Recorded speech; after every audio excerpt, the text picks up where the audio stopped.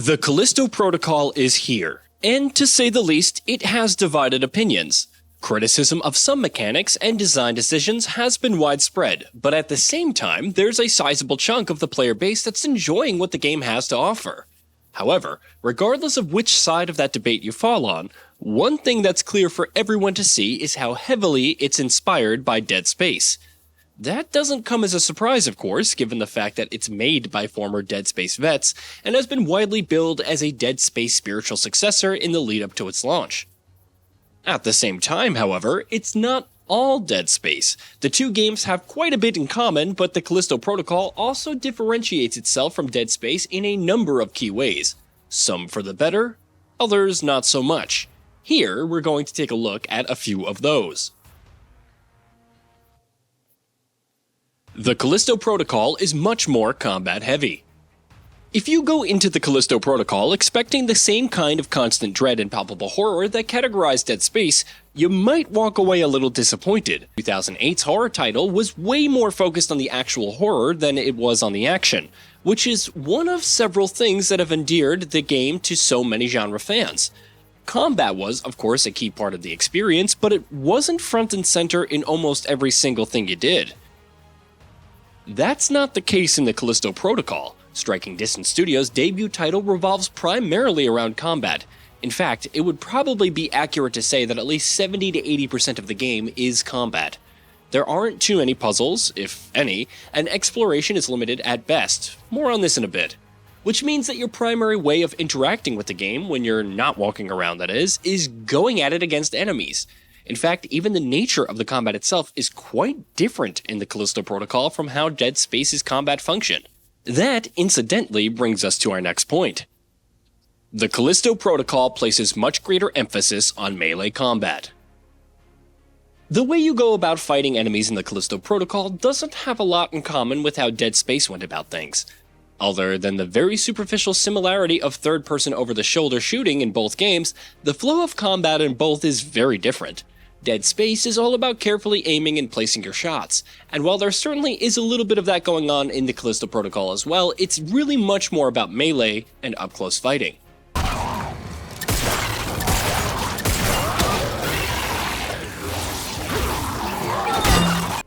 Swinging at enemies with your stun baton will be your bread and butter for the majority of the experience, which means the general moment-to-moment action ends up being an entirely different beast. You don't have to worry as much about things such as ammo conservation, with a much greater emphasis being placed on using light and heavy attacks in conjunction with other tools, such as your guns or your grip. We'll circle back to that later in a bit. Meanwhile, another huge byproduct of the melee focus is the Callisto Protocol's divisive dodge system, which makes dodging way more prominent than you've seen in any other survival horror game. Dismemberment isn't as prominent in the Callisto Protocol.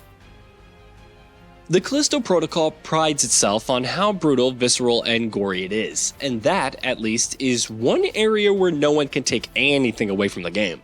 Enemies will often be ripped to shreds in glorious chunks of blood and visceral. Walls and floors are splattered with blood and bits of flesh and bone, and each attack lands with a satisfying, crunching impact. But in spite of how gleefully violent it is, the Callisto Protocol doesn't focus on dismemberment as much as the game it's billed as a spiritual successor to. There is, of course, some dismemberment in here, and it pops up often enough in combat, but not nearly on the same level as Dead Space, where dismemberment was very much a central gameplay mechanic. Using well-placed shots and even switching the angle of those shots on the fly was a crucial part of the game's combat, because dismembering enemies was often crucial to success, and a great way to conserve ammo. That's not really a concern in Striking Distance Studios' new game. The Callisto Protocol introduces stealth. As we've discussed, combat is the Callisto Protocol's primary focus, and melee combat at that, but there are some occasions where stealth is an option, and others where it's a necessity. Stealth wasn't much of a thing in Dead Space, whereas in the Callisto Protocol, it's its own branch of gameplay, though not a very prominent one. You can crouch, sneak past enemies, and even sneak up to them while they're having their back turned to you so you can stab them in the head with a shiv for a quick kill. You're not going to be doing a lot of it by any means, but there is some stealth in there for those who do enjoy it. The grip. In addition to your stun baton, the grip is another one of your most important tools in the Callisto Protocol, and it doesn't function like anything you've got in Dead Space, which means it adds its own unique wrinkles to the gameplay. The grip is a gravity manipulation glove that runs on an automatically recharging battery, though you can manually recharge it using battery packs as well, and it will allow you to pull enemies or objects towards you or fling them away. It's not like, say, Control, where you can use your telekinesis abilities to manipulate nearly everything in your surroundings, but it does give you the freedom to pull ranged enemies close to you, push others away from you when you're being mobbed, or even fling foes into environmental hazards, or even just right off the map. The Callisto Protocol doesn't offer too much exploration. Exploration is a key part of the gameplay loop in most survival horror games, and that was very much the case in Dead Space as well. The USH Ishimura was a vast, sprawling ship, and most of it was interconnected, with paths looping back in and around on each other and areas connecting back to older parts of the ship. Backtracking wasn't only encouraged, often it was even necessary. That's not really the case in the Callisto Protocol, which is more than a little disappointing. The game isn't just linear, it's hyperlinear. You're constantly moving forward through narrow corridors. There aren't a lot of branching paths or hidden areas, you're never given much incentive to go exploring, and backtracking isn't only de-emphasized, it's often outright blocked entirely. Hell, the Callisto Protocol doesn't even have a map, which says a lot about the importance of exploration, or the lack of it in this game. The Callisto Protocol's Jacob Lee isn't a silent protagonist.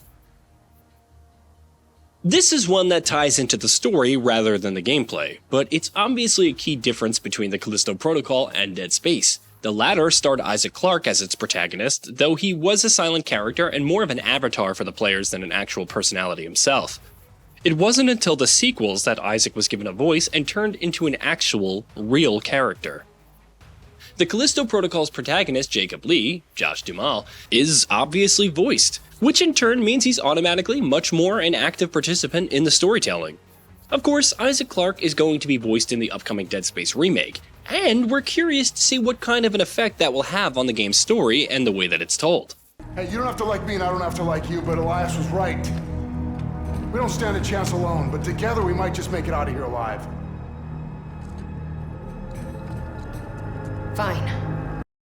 Hey, did you know that we at Gaming Bolt upload new videos every day? Stick around, drop a like, subscribe, and hit that bell. Let us know what kind of content you'd like to see in the future with a comment below.